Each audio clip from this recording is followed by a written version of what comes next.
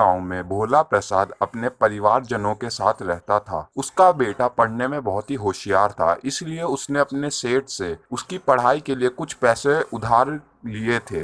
वो उसी कर्ज को चुकाने के लिए हर महीने अपने सेठ के घर जाता और थोड़े थोड़े पैसे उसे दे आता था। पर उसका सेठ बड़ा ही लालची था, उसके मन में पैसों की लालसा भरी हुई थी। वो भोला प्रसाद के भोलेपन का फायदा उठाकर उससे ज्यादा पैसे ऐंठ रहा था। अरे सुनती हो, सेठ जी ने कहा है कि अगले महीने हमें और पैसे देने हैं, फिर हमारा कर्ज चुकता हो जाएगा। मैं आपको कितनी बार कह रही हूँ कि आपका सेठ आपके भोलेपन का फायदा उठा रहा है, पर आप है कि मेरी समझते ही नहीं है। वो आपसे ज्यादा पैसे ऐंठ रहा है।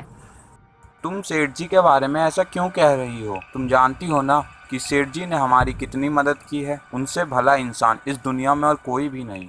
चलो छोड़ो ये सारी बातें। अगले महीने मुझे सेठ जी को पैसे देने हैं। जो पैसे हमने जमा किए थे वो तुम किसी भी चीज़ पर खर्च मत करना। अगले महीने में सेठ जी को उनके सारे पैसे लौटा दूंगा, फिर हमारा कर्ज माफ़ हो जाएगा। अगले महीने भोला प्रसाद सेठ जी को उसके कर्ज के बचे हुए पैसे देने चला गया।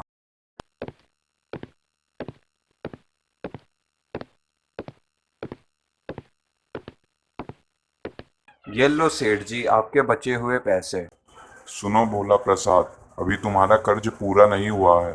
हाँ, मैंने बोला था कि तुम्हें बस इस महीने और पैसे देने हैं, पर जब मैंने अपने हिसाब की डायरी देखी थी तो उसमें अभी तुम्हें 30,000 रुपये और देने हैं। तुम 30,000 रुपये दो और अपनी गांव की ज़मीन मेरे यहाँ से ले जाओ। उसने भोला प्रसाद से पैसे नहीं लिए और बोला कि अगले महीने 30,000 रुपये और उसके बाकी बचे हुए पैसे सब एक साथ उसे देना। तुम सही कहती थी। अब मुझे भी लग रहा है कि सेठ जी अब मेरे भोलेपन का कुछ ज़्यादा ही फ़ायदा उठा रहे हैं। उन्होंने बोला है कि हमें 30,000 रुपये और देने हैं। घर में अब 500 से ज़्यादा रुपये नहीं पड़े हैं और हमने जो बचाए थे वो सेठ जी ने लिए नहीं और बोला कि अगले महीने सारे पैसे एक साथ देना। मैं आपको कहती रही कि आपका सेठ आपको लूट रहा है, पर आपने मेरी एक नहीं सुनी। अब हम 30,000 रुपये कहाँ से लाएंगे?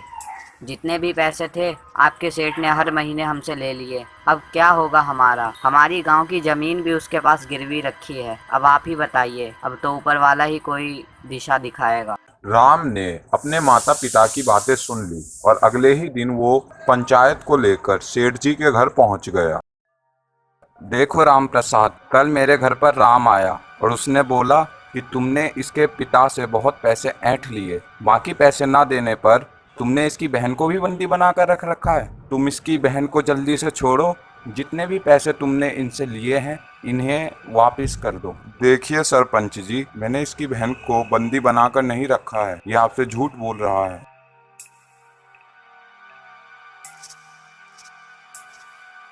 काका, यही है मेरी बहन। इसी आदमी ने इसे बंदी बनाकर रखा था।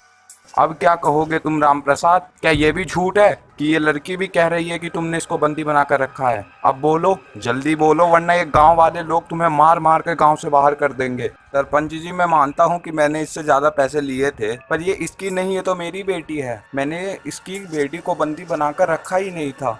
सरपंच जी, मुझे माफ़ करना, ये सच बोल रहे हैं। ये इन्हीं की बेटी है। हम लोग शहर में एक साथ ही पढ़ते थे। इनके पिता ने मेरे पिता को बहुत बेवकूफ़ बनाया।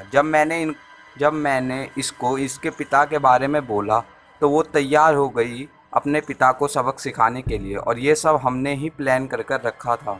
राम, तुमने सही बोला, तुमने मेरी आंखें खोल दी। भोला प्रसाद और गांव के सभी लोग, मुझे माफ़ कर दो। भोला प्रसाद, मैंने तुमसे जितने भी ज़्यादा पैसे लिए हैं मैं तुम्हें वापस लौटा दूंगा, और तुम्हारे बेटे की आगे की पढ़ाई की सारी जिम्मेदारी मेरी है।